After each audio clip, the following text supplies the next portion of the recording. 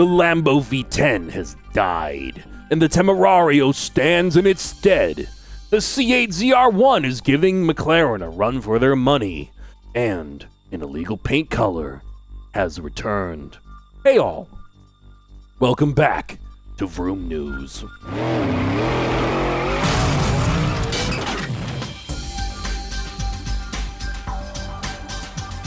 So what do you guys think of the Temerario? Honestly, I can accept, all right? I can accept the death of the V10, as sad as it is. We still get to have a twin-turbo V8, a high-revving one, for that matter, so I'm okay with it. However, I will say the Temerario does not look very good. The front is kind of cool, but it just feels a little watered down, like an off-brand GTA 5 supercar. But the back is awful, and I can't understand how people like it. I liked the Huracan from the get-go. It didn't have to grow on me at all, and I loved every generation of the Gallardo. So it's not a matter of the car growing on me. Cars don't grow on me. That's not how it works for me, unless if it grows on me like a fungus or something. Lamborghini and their terrible rear fascia designs can mush on out of this room. They can get out of here. I'm not for it. I don't get it. They figured it out on the Huracan STO and the Aventador SVJ. They figured out where the exhaust is supposed to go, in the center. Not the top middle, the center. That's where it looks best. They know how to make the back of a car look good, but the Revuelto and the Temerario just don't. The Revuelto from the front looks really cool, which is why the back is so disappointing. And it's a shame because both cars are going to be undeniably fast. We know the Revuelto was fast. The Temerario is probably also going to be really freaking fast. And what's frustrating about that is that these cars are going to be passing people very easily because of how fast they are. And the slower drivers getting past are going to watch the car overtake them, and they're just going to go, when they should be going, damn, that's a nice car. Maybe, if they're an enthusiast.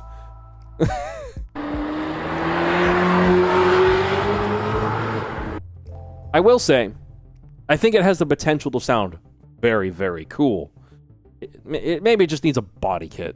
I'm holding out hope that, like, the GT3 or the GTD or the Squadra Corsa race cars, the exteriors of those make it look better. And then someone just makes a replica of those body kits, and then we don't have to worry about it. Or they do a Performante version or a Superleggera version or an Evo version or a Super Trofeo version, like for street cars, and they actually just make it look better. Maybe that's just what we have to wait for. I don't know. I wouldn't know where to start with that thing. I don't know. Gotta move the exhaust, man.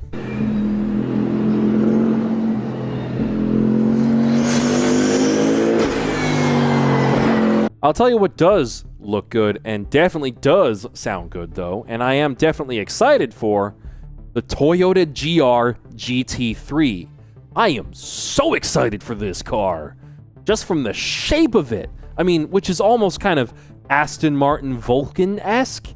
It's so promising. It looks like it's going to be such a cool car. So many new cars have come out lately, and I've taken issue with their visual design in one way or another. Please, just please, let it look as good as it seems to look. Just let the final version be a masterpiece. Toyota needs to show everyone how it's done.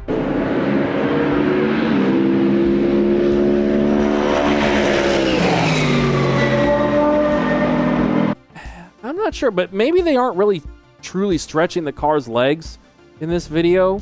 I can't tell if they're testing the street car or the race car, because I don't know what the street car is supposed to look like.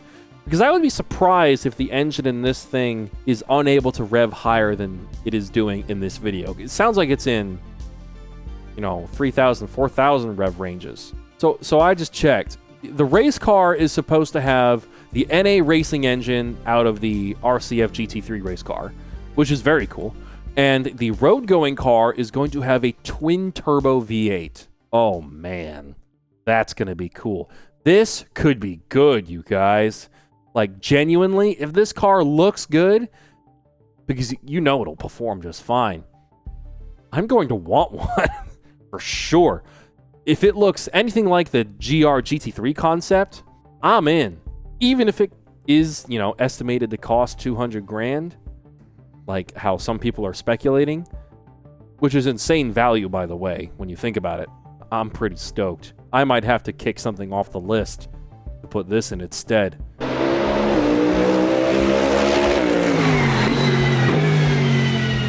I wonder though, since it uses the RCF GT3 powertrain in its racing trim, will the road car be badged as a Lexus or a Toyota in the US?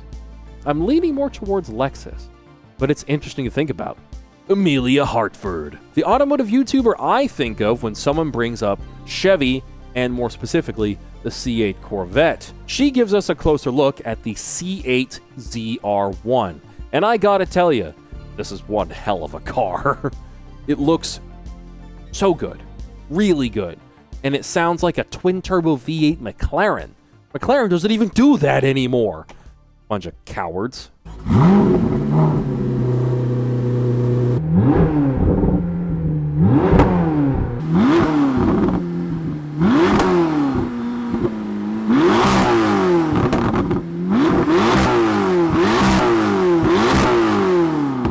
Also, I heard that Europe is banning ICE engines by 2035. The hell, Europe? What's wrong with you? The LT7 engine is definitely a beast, but I still think I'm going to stick with the LT6 as the engine I want to swap in my M3 GTR. I don't need turbos. I don't need 1,000 horsepower. 600 is the Goldilocks number, so I'm cool with that. But Chevy, you built an awesome car. We all know how good of a car this is going to be, but the real question is, how marked up and exclusive and limited production is it going to be? That's the thing that could kind of ruin this. Because these cars aren't for regular car enthusiasts anymore. It's not the same thing. Not the same as a C7 or a C6 or a C5 or anything like that. Different clientele, different kind of enthusiast. And it gets a different type of attention now. And what's crazy, the C8 Z06 was such a big deal when it got unveiled and released for sale. And then, because no one could get one for whatever reason, or they were marked up to the sky, we all just kind of stopped talking about it. Because we kind of ran out of things to talk about. Oh, it's marked up 70 grand, or I can't find one anywhere, or like there aren't even that many videos of people straight piping them or anything like that. And I don't even know if they're tunable or anything like that. So it's kind of like, it kind of stopped being newsworthy pretty fast. I don't know if exclusivity and limited production really worked in this car's favor. Because it's not like it's a Ford GT. That said, I could be talking out of my ass. Maybe sales will be just fine. Actually, I'm sure sales will be just fine. I just wish, as someone who's probably not going to buy one, I just wish I could see more of them out there. More of them out there getting driven.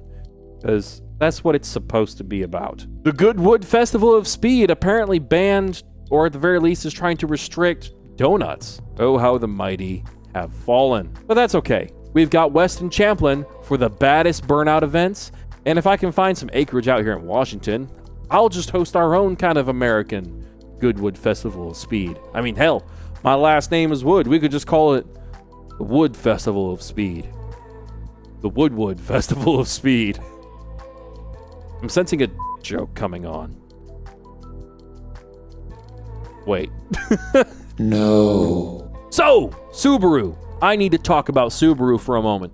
Not just because David Patterson made a video about how the modern WRX and WRX STI, if you even want to call it that, are a joke. But because I used to be a Subaru WRX owner, and I cannot believe how disappointing the WRX has become. I mean, the modern car looks like a bastard love child between a Honda Civic Type R and an Evo 10, which you'd think would be really cool, but it just looks uninspired. CVT transmissions, just why? Put a ZF 8-speed in there or a dual clutch, you cowards. I don't know. Why mess it up? Why not just let the last generation be the last one? The Evo 10 died at a high point, and their legacy is intact. The same could not be said for the WRX. That said, though, I still really want a Blob-eye. Blob-eye would be kind of fun. And honestly, these cars are everywhere out here in Washington. So I'll probably get a Subaru sometime again. One day, sometime. But I really want an Evo 10, so I think that's going to happen before that ever happens. The ultimate color has returned. The color that required permission from Ford and supervision from the government to use is back. Mr. Chrome is back. We're keeping that. You can buy in 2025. You can buy in the modern day a modern Mustang from RTR and have it optioned from factory, not aftermarket, with a Mr. Chrome. And it's absolutely stunning. And it looks like, I think it's a slightly updated version of Mr. Chrome because all the colors on it really do seem to pop a lot more than the original. Let me know what you think. I mean, my voice cracked again. Is this better or worse than the original Mr. Chrome? Is it a little too bright and contrasty? Or do you prefer the more kind of muted-ish version of the original? Let me know. The McLaren P1. One of the most timeless automotive designs of all time. You could sell one of these things today, new, and no one would bat an eye. That is how good they look. This is, in my opinion, the ultimate endgame. You can't top my dream car as the P1. Can't top it. Hey, if my book sells 1 million copies, I'm buying this, man. If I win the lottery, I'm picking one of these up. I think they set my kid on fire. I don't know if you can hear her screaming. I love this car, but now the P1 finally has a successor. And at least at first glance, I have to say, I'm a little underwhelmed. I mean, when I first saw the P1, I instantly fell in love. It's like I was under some sort of spell. This just, I mean, maybe it's the new design language or the weird two-tone kind of color scheme. It doesn't look like a McLaren to me. And it just, not to beat a dead horse, the two-tone isn't helping at all. I want to like it, I really do, because I love McLaren. But it's kind of the same way I feel about the Senna.